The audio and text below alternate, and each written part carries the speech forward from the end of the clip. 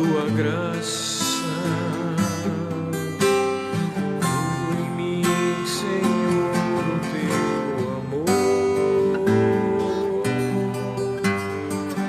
Flui em mim, Senhor, a tua vida. Flui em mim, Senhor, o teu perdão. Flui em mim, Senhor, a tua graça, Senhor. Flui em mim, Senhor, o teu amor. Flui em mim, Senhor, a tua vida. Flui em mim, Senhor, o teu perdão. Para te adorar e declarar teu amor, para te coroar, meu Rei, Senhor da minha vida, para te adorar e declarar teu amor, para te coroar, meu Rei, Senhor da minha vida. O Espírito de Deus está aqui, operando em nosso coração, trazendo sua vida e poder, ministrando sua graça e amor. Os feridos de alma são curados, os cativos e oprimidos livres são, os enfermos e doentes são sarados, pois o Espírito de Deus está aqui, pois o Espírito de Deus está aqui. Oh, aleluia. Dependemos de ti, Senhor, da tua graça, do teu amor, do teu, da tua unção, do teu poder. Oh, aleluia. Oh, flui em mim, Senhor, flui em nós, flui em nós. Aleluia. Aleluia. Graças a Deus. Amém, irmãos. Mais uma vez estamos com os nossos salmos da fé. Amém. Hoje eu não sei, talvez tenhamos uma meditação um pouco menor, vai depender do fluir do Espírito. Geralmente a medida máxima é 1 hora, né, que é o tempo que nós temos aqui no Instagram. Mas pode ser que venha a ter uma redução. Hoje nós vamos tratar só de um salmo, mas é um salmo maravilhoso, é o Salmo 40, né? Então vamos logo direto ao ponto e lê-lo. Salmo 40, está escrito assim, é mais um salmo de Davi, e diz o seguinte: esperei confiantemente pelo Senhor, e ele se inclinou para mim e me ouviu quando eu clamei por socorro. Tirou-me de um poço de perdição e o tremedal de lama, e colocou-me os pés sobre uma rocha e me firmou os passos. E me pôs nos lábios um novo cântico, um hino de louvor ao nosso Deus. Muitos verão essas coisas, temerão e confiarão no Senhor. Bem-aventurado o homem que põe no Senhor a sua confiança e não pende para os arrogantes, nem para os afeiçoados à mentira. São muitas, Senhor Deus meu, as maravilhas que tem operado e também os teus desígnios para conosco. Ninguém há que se possa igualar contigo, Eu quisera anunciá-los e deles falar, mas são mais do que se pode contar. Sacrifícios e ofertas não quiseste, abriste os meus ouvidos, holocaustos e ofertas pelo pecado não requeres. Então eu disse: eis aqui estou, no rolo do livro está escrito ao meu respeito. Agrada-me fazer a tua vontade, ó Deus meu, dentro do meu coração está a tua lei. Proclamei as boas novas de justiça na grande congregação, e jamais cerrei os lábios, tu sabes, Senhor. Não ocultei no coração a tua justiça, e proclamei a tua fidelidade e a tua salvação, e não escondi da grande congregação a tua graça e a tua verdade. Não retenhas de mim, Senhor, as tuas misericórdias, e guardem-me sempre a tua graça e a tua verdade. Não tem conta os males que me cercam, as minhas iniquidades me alcançaram, tantas que me impedem a vista, são mais numerosas que os cabelos da minha cabeça, e o coração me desfalece. Praza-te, Senhor, em livrar-me, dá-te pressa, Senhor, em socorrer-me. Sejam a uma envergonhados, cobertos de vexame, os que me demandam a vida, e tornem atrás e cumpram-se de vergonha os que se comprazem no meu mal. Sofram perturbação por causa da sua vergonha os que dizem: bem feito, bem feito. Folguem e em ti se rejubilem todos os que te buscam. Os que amam a tua salvação, diga sempre: o Senhor seja magnificado. Eu sou pobre e necessitado, porém o Senhor cuida de mim. Tu és o meu amparo e o meu libertador, e não te detenhas, ó Deus meu. Amém? Glória a Deus. Então, mais uma vez, vemos características dos salmos de Davi, né? Como Davi, eu sempre digo, Davi não só era rei, mas ele era profeta, e ele foi usado muito pelo Senhor para profetizar a respeito do reino vindouro, do Messias, né? Para profetizar a respeito da nova aliança, para profetizar a respeito do Senhor Jesus, né? E esse salmo também, ele cita isso, além de todas as revelações, ele cita isso, né?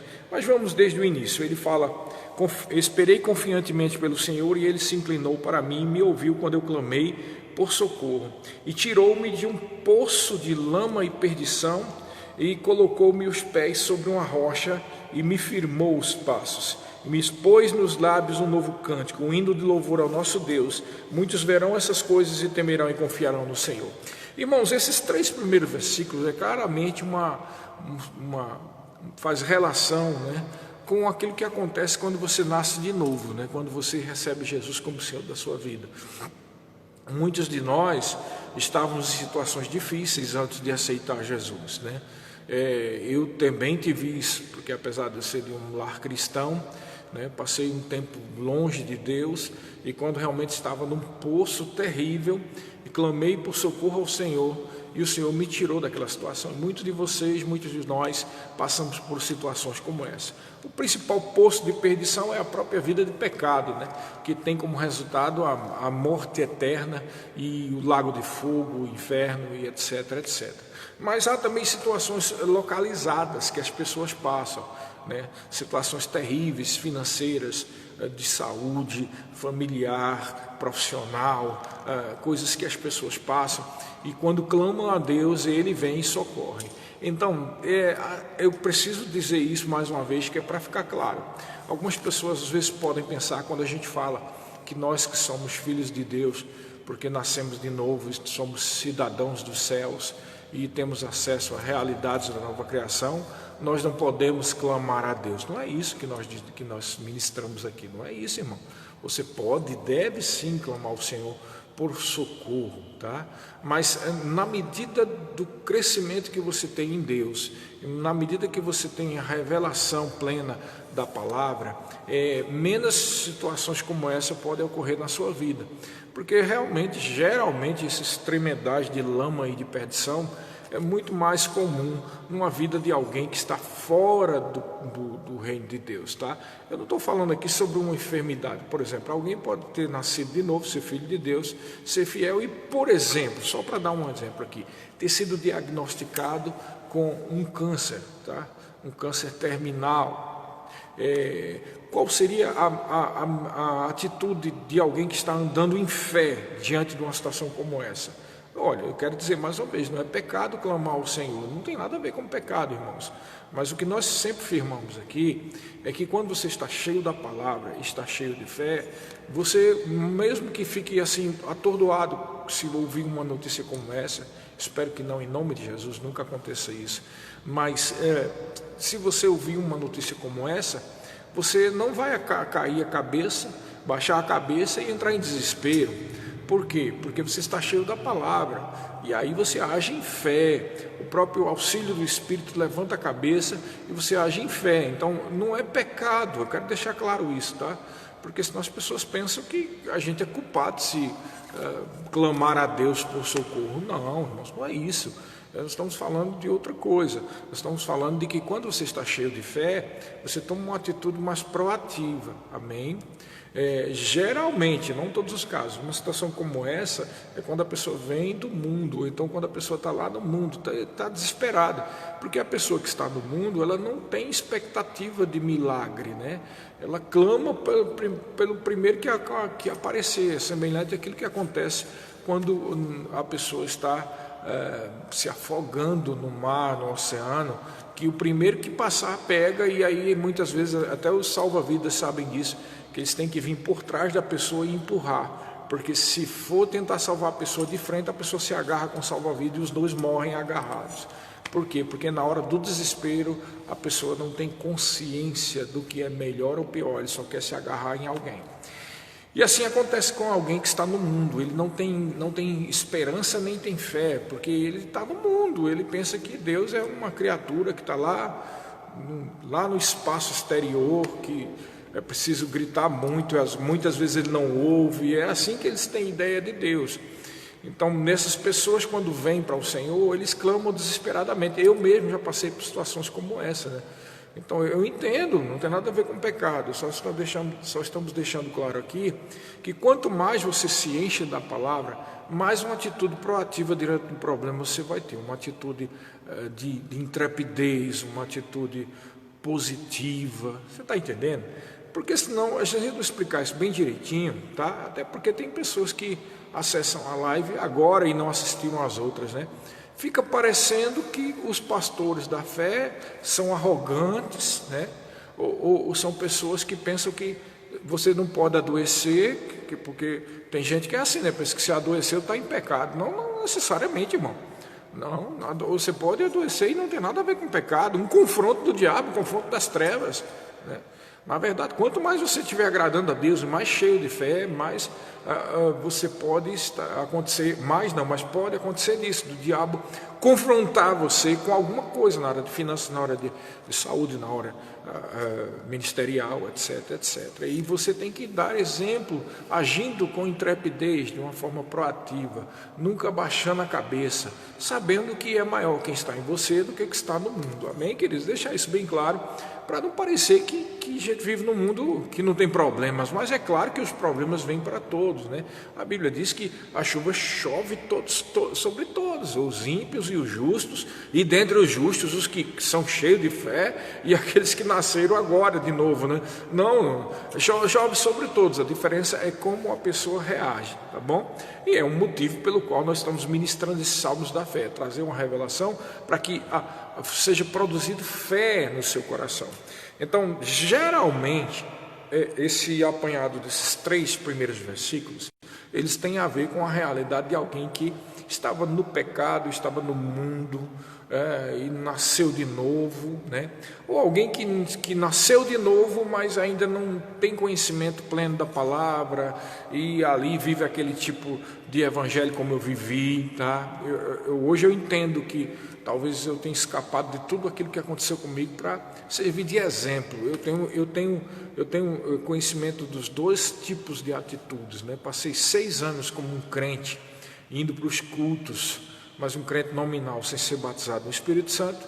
E depois eu fui batizado no Espírito Santo e daí recebi essa direção e o chamado de Deus por volta de 1994, e aí a minha vida foi outra. Então eu tenho essa experiência na minha vida, que não foi bom porque eu perdi, né, os primeiros anos, mas isso me deu uma lição, isso para servir para os outros, porque também tinha outra coisa. Deixa eu dizer uma coisa para você. Tem até crentes que acham que se alguém viveu no mundo um tempo quando nasceu de novo, essa pessoa não é confiável, né? E aí o exemplo da minha vida é uma prova de que a gente nunca deve julgar nada, a gente não tem ideia, né? Eu só posso testemunhar o que aconteceu comigo. Eu passei 6 anos dentro de igreja, eu me emocionava com as pregações, eu cria no Senhor Jesus como meu Salvador, eu ia para a igreja, né? Até cantava em grupos, tal, mas eu percebo que existe uma diferença. Você precisa entregar totalmente a sua vida e não só receber Jesus como seu Salvador, mas também como seu Senhor. Quando a pessoa é realmente assim, não só crê que Jesus é o Salvador, mas é o Senhor e o que Ele mandar está feito e entrega de todo o coração seus projetos, seus planos, não vive com essa atitude de estar só pensando nos próprios projetos, nos próprios planos, a pessoa sai de um patamar para outro. Eu me considero só realmente convertido nesse momento, né? E aí, por conta disso, há possibilidade, por exemplo, da minha primeira fase de cristão, os primeiros 6 anos, eu podia estar inserido nisso aqui, né? Nascido de novo e tal, mas vivendo uma vida aqui e acolá, vindo, às vezes está na igreja, às vezes não está. A gente tinha essa ideia, né, na época. Eu não vou citar denominações e nomes aqui, mas tem algumas denominações que pensam assim, que quem é pentecostal é desequilibrado emocional. Eles estão tão longe da verdade que o diabo, o Deus desse século, está cegando isso. As pessoas pensam isso, que há um desequilíbrio emocional em alguém que é batizado do Espírito Santo. E eu pensava assim também, né?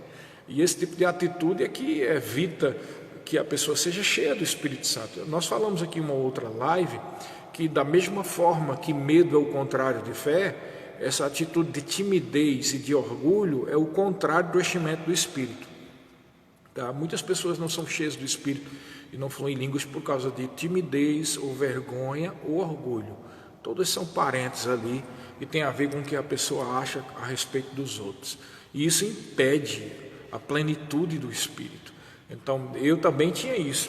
Mas aí eu podia estar no meio disso aqui, né? Eu podia, como aconteceu comigo realmente, exatamente desse jeito que aconteceu comigo no começo de 1994. Eu estava num poço de lama e perdição mesmo. E realmente, quando eu voltei para o Senhor, em março de 94, eu clamei por socorro. Clamei pelo socorro do Senhor. Senhor, me ajuda, eu não aguento mais. Eu não aguento mais. Sabe, nessa oração silenciosa que eu fiz nesse dia, eu ouvi, isso talvez seja um outro dia que eu falo sobre isso, mas eu ouvi a voz de Jesus, tá? Mas eu vou logo dizendo para você como foi a minha experiência. Foi bem diferente, eu nunca tive outra experiência como essa. Eu não ouvi por aqui, né? Não foi uma voz que eu ouvi. E hoje eu entendo, porque a minha incredulidade era tão grande que se eu tivesse ouvido uma voz pelo meu ouvido aqui, eu ia pensar que era o quê? Que era minha, sei lá, que podia ser um espírito aí, como eu estava voltando, eu estava desviado, né? Eu podia estar pensando que era um demônio que estava tentando me enganar. Eu podia pensar um monte de coisa, né? Naquela época. Hoje não, claro, mas naquela época. E Deus foi tão sábio, Ele é maravilhoso, que Ele fez eu ouvir a voz do Senhor Jesus, não pelo meu ouvido, mas é uma coisa diferente. A coisa mais próxima que eu queria que você entendesse é aquele som quando você fala e tapa os ouvidos. Então você ouve a tua própria voz, né?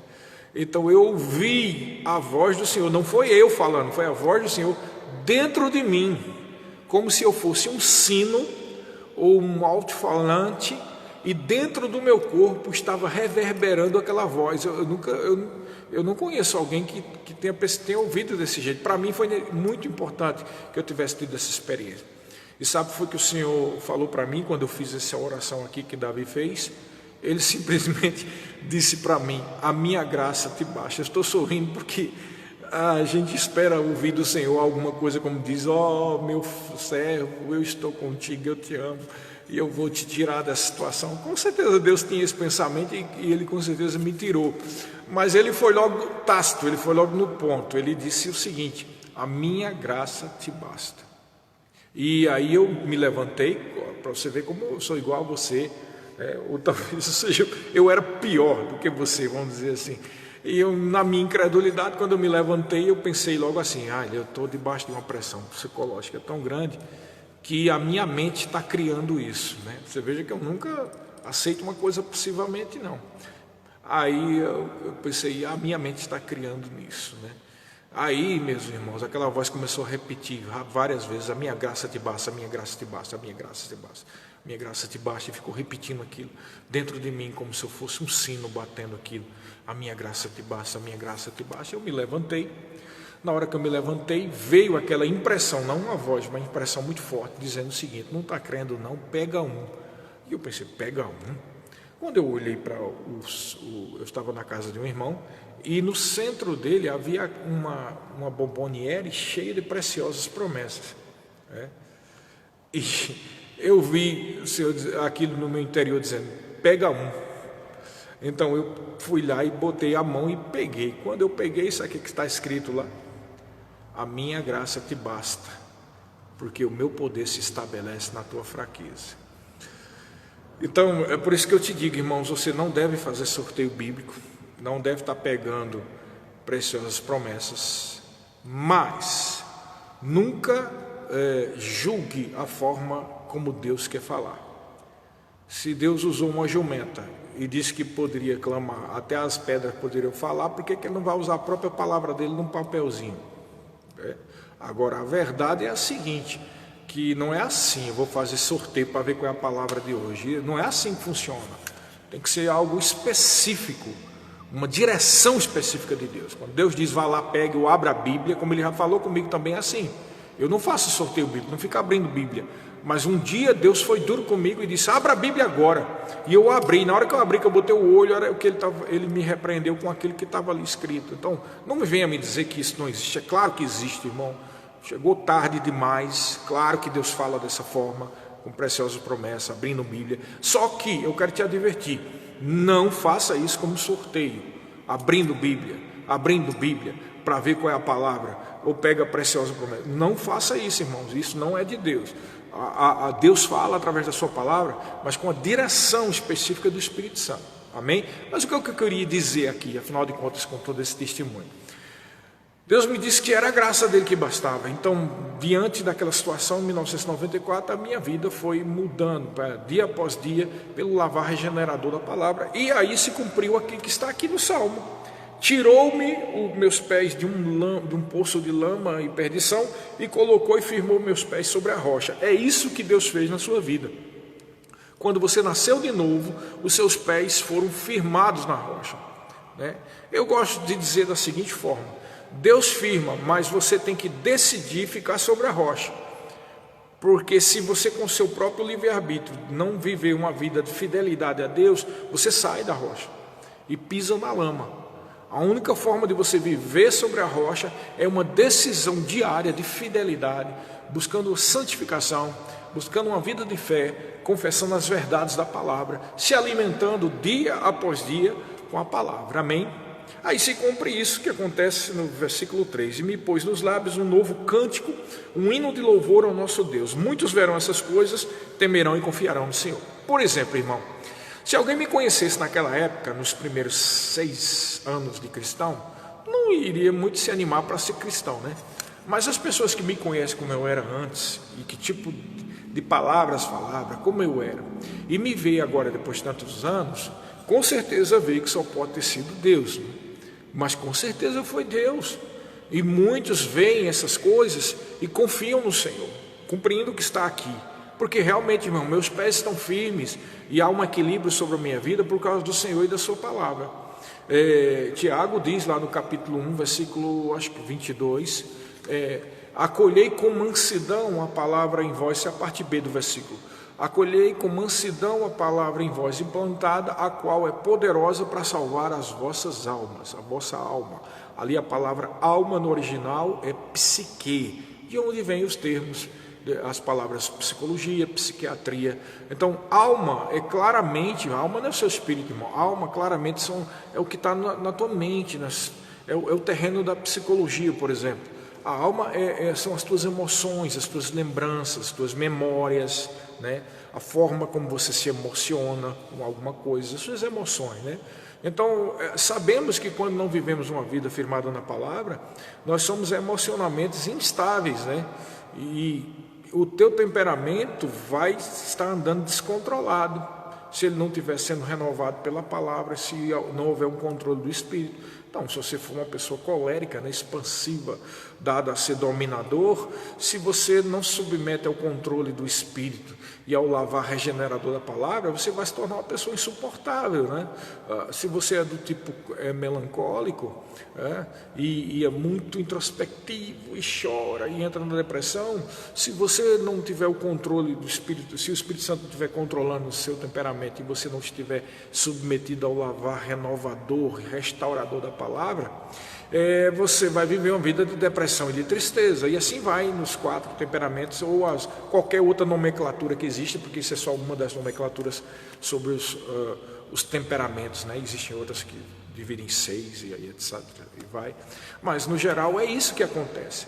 Então hoje eu sou diferente, porque quem me conhecia há 20 anos atrás sabe que eu era muito depressivo, né? E às vezes, muitas pessoas depressivas às vezes dão um ar de bravo assim, mas muitas vezes não é porque tem um temperamento colérico, mas porque aquilo é uma forma de se proteger, né? Mas quando você começa a ser submetido pelo lavar regenerador da palavra, as coisas mudam e a natureza de Deus começa a ficar manifesta na sua vida. E cada vez mais seu temperamento, a sua alma é controlada pelo Espírito e renovada pela palavra. Por isso que em Tiago capítulo 1 está escrito que nós devemos receber com mansidão essa palavra, a qual é poderosa para salvar a nossa psique, né? Trazendo os pés, andando de uma forma equilibrada no caminho em que nós devemos andar. Amém, queridos? Então, realmente, esses 3 primeiros versículos são maravilhosos, né? E aí o 5º, ele faz um relatório do que acontece no novo nascimento, né? São muitas, Senhor, Deus meu, as maravilhas que tem operado e também os teus desígnios para conosco. Ninguém há que se possa igualar contigo. Eu quisera anunciá-los e deles falar, mas são mais do que se pode contar. Isso com certeza, irmãos. É claro que nós devemos lembrar de todos. Lá no Salmo 103, que nós vamos depois lá na frente tratar, né? Diz assim: bendize, ó minha alma, ao Senhor, e não te esqueças de nenhum dos seus benefícios. Então, sabemos, mas são tantas coisas que Deus faz, né? Todo dia Deus está te abençoando, irmãos. Você não sabe, o ódio de Satanás, ele é suficiente para querer matar você. Você não morre por causa da proteção de Deus. Você tem o fluir do Espírito por causa da proteção de Deus, por causa do que o Senhor faz na tua vida.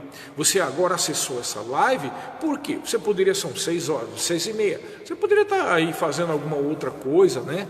Mas por que você acessou essa live? E abriu assim, foi ver e foi ouvir. Porque há dentro de você uma fome, é uma fome pela palavra, uma fome espiritual, que é porque você é nascido de Deus, pelo fato de você ter a natureza de Deus, que essa fome se levanta, irmãos. Então são muitas maravilhas. Nós somos alimentados todos os dias pela palavra, né? Como disse o Senhor Jesus, nem só de pão viverá o homem, mas de toda palavra que procede da boca de Deus. Ali o termo no original, palavra, é rema, isso mesmo, rema, a palavra revelada de Deus. Então nós temos uma fome e uma necessidade da revelação da palavra, né? Quando nós somos atingidos por esse lavar regenerador da alma, nós começamos a andar com um certo equilíbrio. O Salmo também diz, né, que as palavras do Senhor restauram a alma e dá juízo aos simples, né? Isso significa que Deus, através da sua palavra, está nos alimentando quando nós acolhemos com mansidão essa palavra maravilhosa. E as coisas que Deus faz são tantas, irmãos, são tantas. Eu já perdi a contas, né, de quantas vezes eu já chorei e me emocionei vendo o agir de Deus na vida de pessoas e na minha própria vida, na vida da minha família, né? São coisas tantas, irmãos, tantas coisas, né? Agora, há um tempo atrás aqui, antes de começar essa pandemia, nós lá na nossa casa nós nos alegramos tanto, né? Eu já me emocionei pelo que aconteceu com as minhas 2 filhas, né? Todas duas, irmãos, vê que milagre, foram aprovadas na bolsa, de uma das maiores universidades particulares do Brasil, aqui, que tem sede aqui em Maringá. E olha só, a última que foi a classificada e que entrou, no dia que ela entrou, foi na sexta-feira, eu fui lá com ela para ela fazer a documentação. No outro dia começou a quarentena, irmão. Você acredita num negócio desse, irmão? Então, o que acontece? Hoje eu estou com as duas meninas dentro da universidade, e isso é um milagre de Deus. Deus sabe, e as pessoas sabem, mas principalmente Deus sabe a necessidade que nós temos de algumas coisas, e Deus vem e atinge a necessidade. Ainda agora há pouco nós recebemos uma grande bênção, e aí eu cheguei para as minhas duas filhas e disse: está vendo como Deus faz? E aí: é mesmo, pai, é mesmo, pai. E aí eu disse: olha, mas a bênção é maior ainda quando a pessoa decide se entregar para servir ao Senhor. Quando nós decidimos nos entregar totalmente ao projeto de Deus na nossa vida. E eu estou falando aqui só para quem tem chamado. Você pode não ter uma chamada nos 5 dons ministeriais, mas com certeza eu te digo, não tem ninguém dos filhos de Deus que Deus não chame para ajudar, para trabalhar em alguma coisa na obra, irmãos. Não é só ser pastor, ou ser mestre, ou profeta, evangelista. Você pode muito bem estar trabalhando na sua igreja local, irmão. Se dispõe a fazer isso, porque eu te digo, a vontade de Deus é que todas as pessoas da igreja trabalhem. Se você está numa igreja de 500 membros, você pode ter certeza absoluta que a vontade de Deus é que os 500 trabalhem, irmãos. Tem espaço? Tem espaço, irmão. A obra de Deus é grande. Tem muita coisa para fazer. A gente pode trabalhar em tanta coisa, em tantas áreas, né? Até mesmo uma igreja pequena como a nossa, que por enquanto é pequena, nós queremos que vai crescer. As pessoas estão quase todo mundo trabalhando, né? Graças a Deus, não só lá em Aquidauana, quando a gente estava pastoreando, mas aqui em Maringá, o índice de pessoas, o percentual de pessoas com relação ao número da igreja que trabalha na igreja sempre foi grande, porque o Senhor tem se envolvido conosco e as pessoas têm decidido se envolver com o Senhor. Isso é maravilhoso, né? Mas o que eu estou querendo dizer para você, seja de qual igreja você for, é que a vontade de Deus é que você trabalhe dentro da igreja, né? O corpo tem que estar se ajudando, né? E quando nós estamos trabalhando dentro da igreja, nós somos alimentados de uma forma sobrenatural, mais ainda do que o normal, sabia? Você vai estar dentro de uma influência santa, de uma influência da fé, de uma influência do Espírito, de uma influência da unidade. Como diz o Salmo 133, que é outro salmo que a gente está se adiantando aqui, né? Quão bom e quão suave é que os irmãos vivem em união, é como óleo precioso. Olha, é unção, é poder de Deus, que desce desde a cabeça e tal. E aí no final diz aquele salmo: ali ordena o Senhor a bênção para sempre. Então, irmãos, quando nós estamos envolvidos, trabalhando em comunhão, a bênção do Senhor é ordenada para sempre. Eu sei que tem um versículo na Bíblia, né? Efésios capítulo 1, versículo 3, que diz que nós já fomos abençoados. Mas eu queria, as pessoas precisam entender uma coisa, irmãos. Não é pelo fato de eu ter sido abençoado que eu vou usufruir das bênçãos. Porque o usufruir das bênçãos não é do fato que já foi feito. Não, aliás, vou explicar. O fato de eu usufruir das bênçãos não é resultado direto do fato de que Deus ou Jesus já fez. Porque aí já está resolvido. Mas o fato de eu usufruir das bênçãos depende de como eu vou agir diante daquilo que Deus já fez. Preste atenção nisso. Se Deus já te abençoou, amém. Mas como é que eu vou agir? Primeiro eu tenho que crer incondicionalmente que eu sou abençoado. Segundo, eu tenho que agir como quem é abençoado, né? E como é que se age quem é abençoado? Não só crendo que já fui abençoado, está resolvido, mas também praticando as obras, os chamados frutos de justiça, que são provas evidentes de que realmente eu estou vivendo na fé. Então é semelhante à história do santo e santificação, né? Nós já somos santos? Jesus já fez tudo que era necessário? Sim, não é porque eu sou bonzinho, tal, eu já sou santo, amém? Mas eu devo andar como um santo. E um santo anda como? Em prostituição? Não. Um santo anda como? Bravo, igual, como diz lá no Nordeste, um siri dentro de uma lata, bravo, se esquentando com qualquer coisa, operando na carne. Não, irmãos, é igual que nós dissemos ontem, né? Romanos capítulo 8 diz: nenhuma condenação há para os que estão em Cristo Jesus, que não andam segundo a carne, mas segundo o Espírito. Então, quem é que anda segundo o Espírito? Aqueles que estão buscando a santificação. Quem é que está buscando a santificação? Aqueles que andam fluindo nas bênçãos de Deus. Então, não é só porque nós fomos abençoados, isso aí já está resolvido, mas eu tenho que andar como alguém que é abençoado. Não é porque eu já sou santo, eu tenho que buscar a santificação. São atitudes, isso se resume ao fruto de justiça, são frutos de justiça, ou seja, resultados de uma vida de justificação, resultados de alguém que é justiça de Deus, porque eu e você, nós somos justiça de Deus, sabe disso? Se não sabia, está lá escrito, lá em 2 Coríntios, capítulo 5, versículo 21, né? Aquele que não conheceu o pecado, Deus o fez pecado por nós, para que nele nós fôssemos feitos justiça de Deus. Nós somos justiça de Deus. Mas, irmãos, quem é justiça de Deus anda nos frutos de justiça. Amém? E aí diz mais, olha o 6 que aqui diz: sacrifícios e ofertas não quiseste, abriste os meus ouvidos, holocaustos e ofertas pelo pecado não requeres. Então eu disse, olha só, presta atenção nesses versículos: estou aqui, no rolo do livro está escrito a meu respeito: agrada-me fazer a tua vontade, ó Deus, Deus meu. Dentro do meu coração está a tua lei. Esse versículo aqui, no rolo do livro está escrito a meu respeito, é citado lá em Hebreus capítulo 10, a respeito de Jesus, né? Por isso que eu te disse que esse salmo também trazia revelações messiânicas, né? E lá em Hebreus, no capítulo 10, cita que é interessante isso aqui, porque tem muito a ver com as coisas que a gente sempre fala, né? Olha só, eu vou abrir aqui Hebreus capítulo 10, só um pouquinho, pessoal, que eu estou com esse meu tablet, ele está um pouco lento, aí às vezes demora um pouco para abrir, tá? Então, Hebreus capítulo 10 diz o seguinte: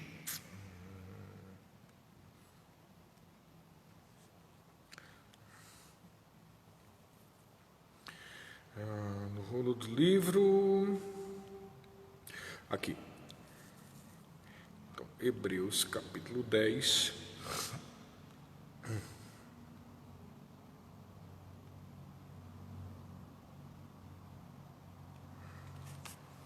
diz o seguinte: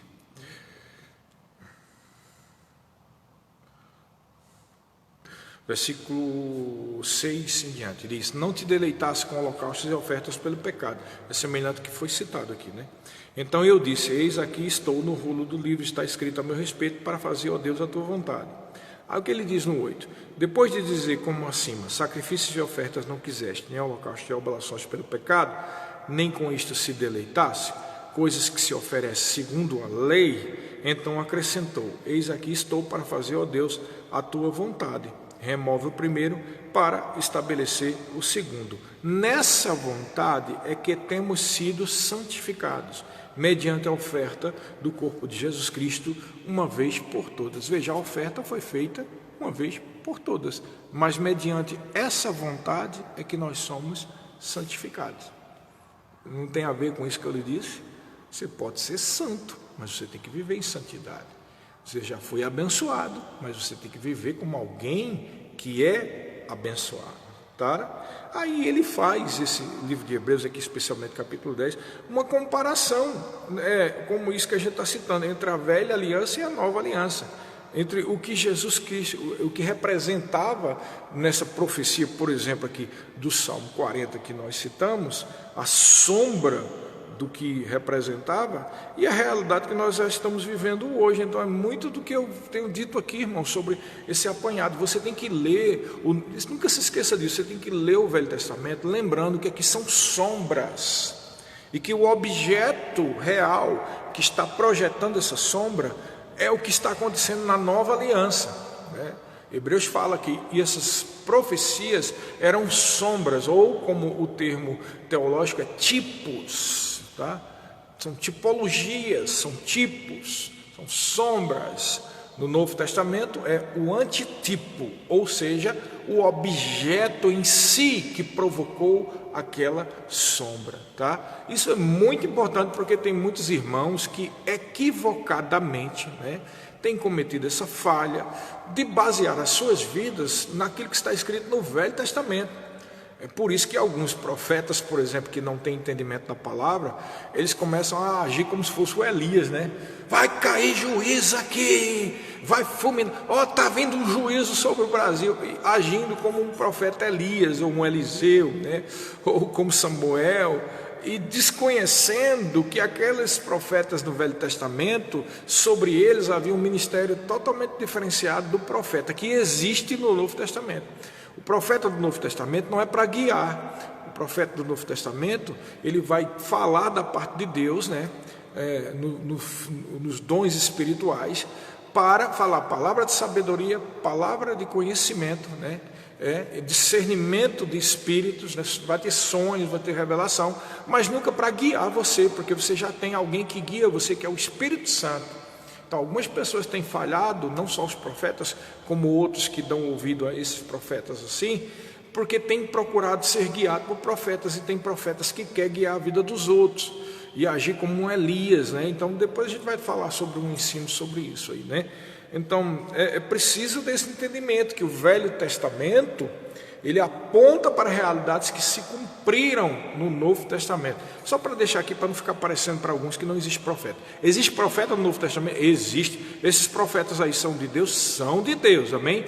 Mas como tudo, a Bíblia diz que nós devemos receber as profecias, mas somente reter o que é bom.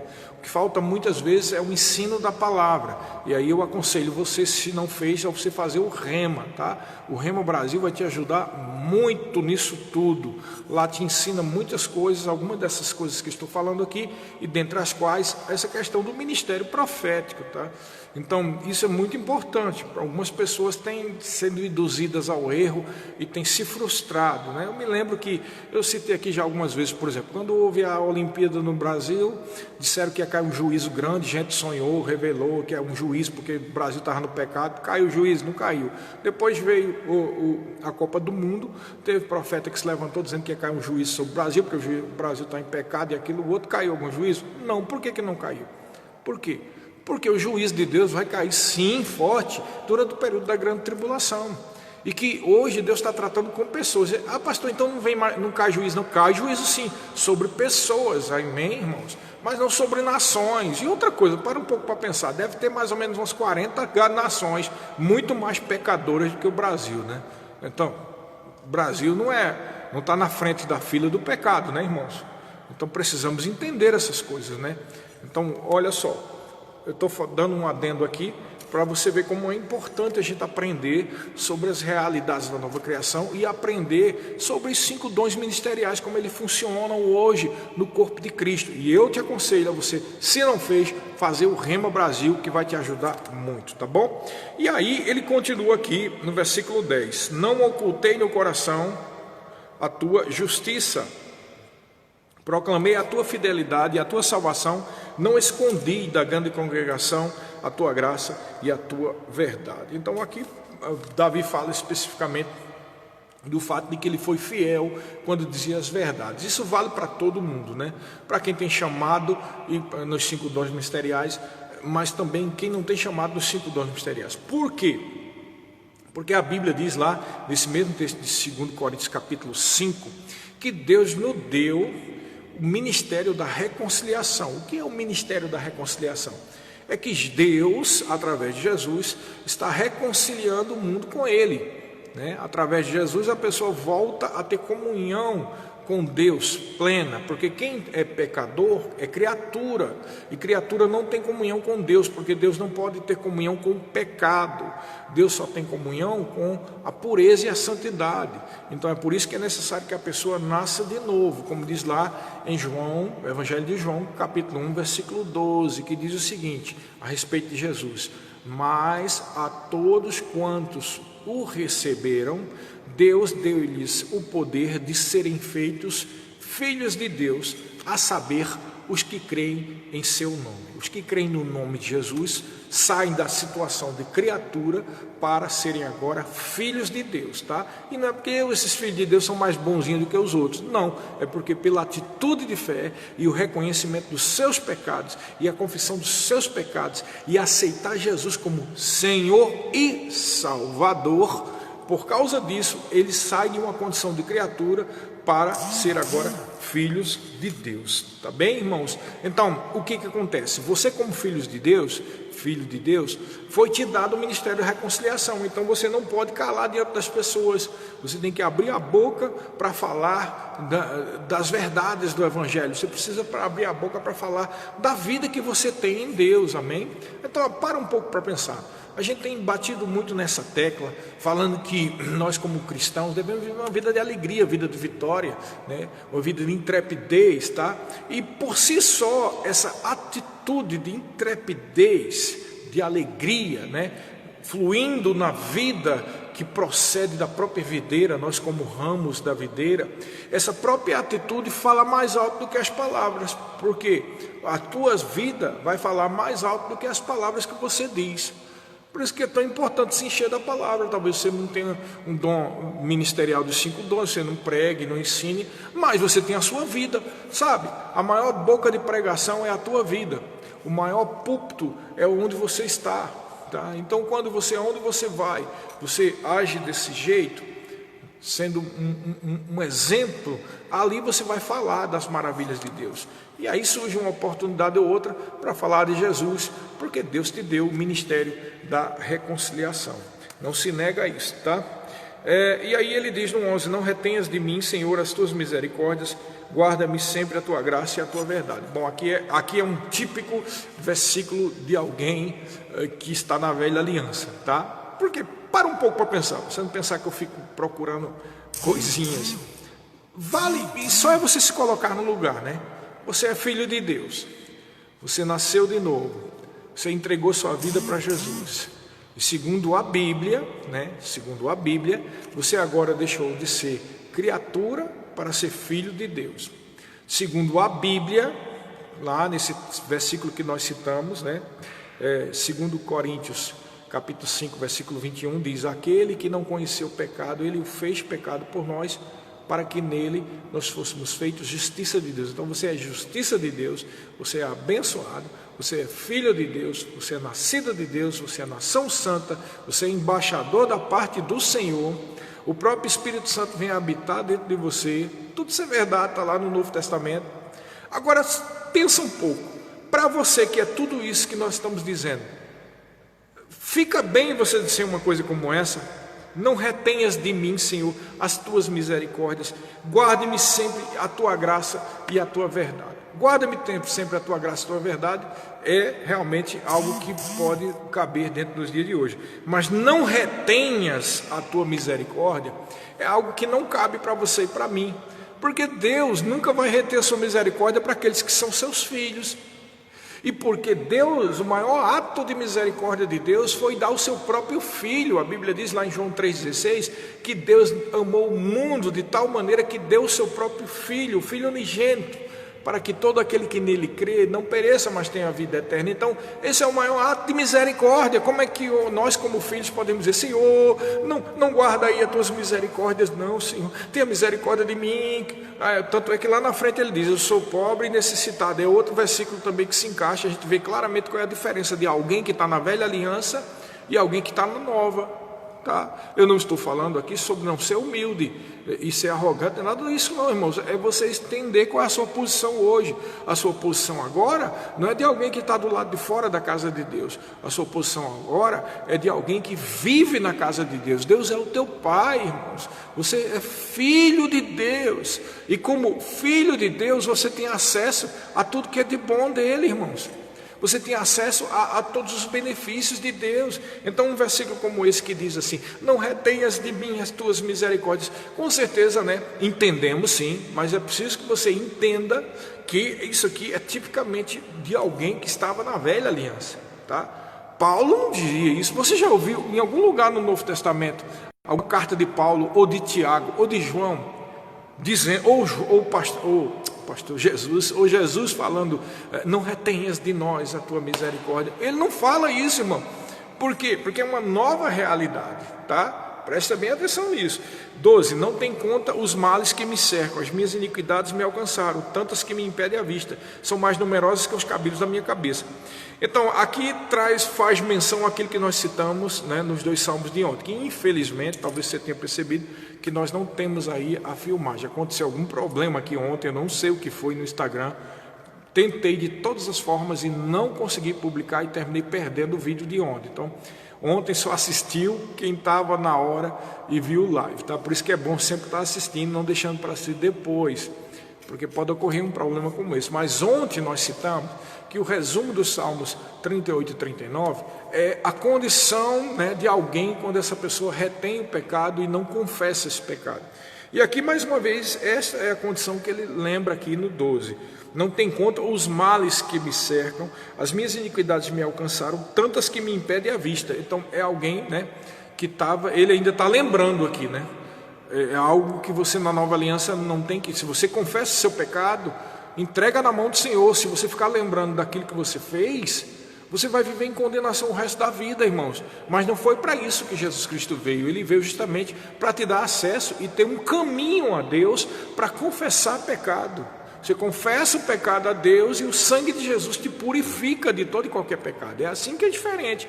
Por isso que você não tem que ficar lembrando em 1900 e cocada, como diz lá no Nordeste. Há 30 anos atrás eu fiz essa bobagem. Você não já confessou diante de Deus? Você não confessou ao Senhor em nome de Jesus? Ele já te perdoou, ele nem lembra mais disso, irmãos. Foi feito isso, aconteceu? Aconteceu, mas você já se arrependeu, amém? Senão você fica nessa condição, minha vida, são tantos males, como Davi estava, porque o Davi não era um filho de Deus, ele não tinha o Espírito Santo permanente sobre a vida dele. Ele tinha aliança com Deus, sim, e a nação dele tinha aliança, sim. Davi morreu, hoje está salvo? Está no céu, sim, irmãos, mas você precisa entender que hoje nós estamos numa condição diferente. Nós vamos para o céu, sim, mas eu creio que nós vamos ser arrebatados antes. Mas nós temos um acesso diferente ao poder do Espírito Santo, à habitação do Espírito, e nós somos a noiva de Cristo, né? O corpo de Cristo é diferente, por isso que o ministério dessa época é um pouco diferente. Aí ele diz no 14, sejam ao muito envergonhados e cobertos vexames que demandam a minha vida. No versículo 15, ele sofram perturbação. Então ele aqui começa a agir, ou colocar no Salmo parecido com alguns tópicos que ele cita em outros salmos, né? Ele está sendo pressionado por pessoas e ele está dizendo que o juízo cai sobre essas pessoas e tal. Versículo 16, folguem em ti, se rejubilem todos os que te buscam, os que amam a tua salvação, diga sempre, o Senhor seja magnificado. Então aqui ele está fazendo uma expressão de louvor. É mais ou menos como ele dissesse o seguinte, olha, todos vocês que nasceram de novo, né? Estou dizendo agora para você, todos vocês que são filhos de Deus, digam sempre, o Senhor seja magnificado, o Senhor seja glorificado, desculpa, o Senhor seja louvado, amém? Então, atitude de louvor. E aí, no 17, o último versículo, ele diz assim, eu sou pobre e necessitado, porém o Senhor cuida de mim. Tu és o meu amparo e o meu libertador, não te detenhas, ó Deus meu. Eu provo aqui para você que aqui é tipicamente uma expressão do Velho Testamento, pelo seguinte, quem é que está escrevendo o Salmo? Esse Salmo é de Davi. Se você vê o início, se a tua Bíblia é como a minha e tem um enunciado, diz, Salmo ao cantor mor, Salmo de Davi, ao mestre de canto. Salmo de Davi. Foi Davi. E o que Davi era? Um mendigo de Israel? Não, Davi era o rei de Israel, irmãos. O rei, talvez o mais rico de todo mundo lá. E ele está dizendo que ele é um pobre necessitado. Não está claro para você o que está acontecendo aqui? Porque Davi era um melancólico. Então o melancólico, geralmente que não é controlado pelo Espírito, ele entra nessa depressão, entendeu? Eu sou um pobre e tal e tal. Então ele diz isso porque ele não só é preciso entender, fazer essa distinção. Tá bom, ele é melancólico, mas ninguém pode deixar de negar, ninguém pode negar, melhor dizendo, ninguém pode negar que Davi não era uma pessoa humilde. Ele era humilde, a tal ponto que Deus disse que ele era um homem segundo seu coração. A única diferença é que o humilde, quando ele é melancólico, ele potencializa: sou um miserável, tal, sou um verme, aquela coisa toda, não sirvo para nada. Você entendeu? Então, Davi, ele era humilde, essa é uma atitude de humildade, mas a gente tem que entender que Davi estava na velha aliança, e além de estar na velha aliança e não ser a habitação permanente do Espírito, ele era melancólico. Então, por isso que ele diz: eu sou um pobre necessitado, eu não sirvo para nada, né? Mas aí ele vem agora com a clareza e diz: porém o Senhor cuida de mim. Isso vale para todo mundo, inclusive para mim e para você no dia de hoje. Deus cuida de você, Deus cuida de mim e Deus cuida de você. E ele termina: tu és o meu amparo e o meu libertador, não te detenhas, ó Deus meu. Deus vai continuar sendo bom, Deus cuida da minha vida, Deus cuida da tua vida. Tudo que nós precisamos fazer, irmãos, é crer no que está escrito na palavra, crer e praticar essa palavra. Amém? Então espero que esse Salmo da Fé, o Salmo 40, maravilhoso, tenha sido uma grande bênção para você, como tem sido para mim. Amém, queridos? Amanhã, lembra, amanhã nós não vamos ter, porque vai ter a transmissão ao vivo do culto da gente aqui, às 6 horas. E na segunda-feira, 6 horas, nós retomamos com o Salmo da Fé. Amém, queridos? Sejam abençoados em nome de Jesus.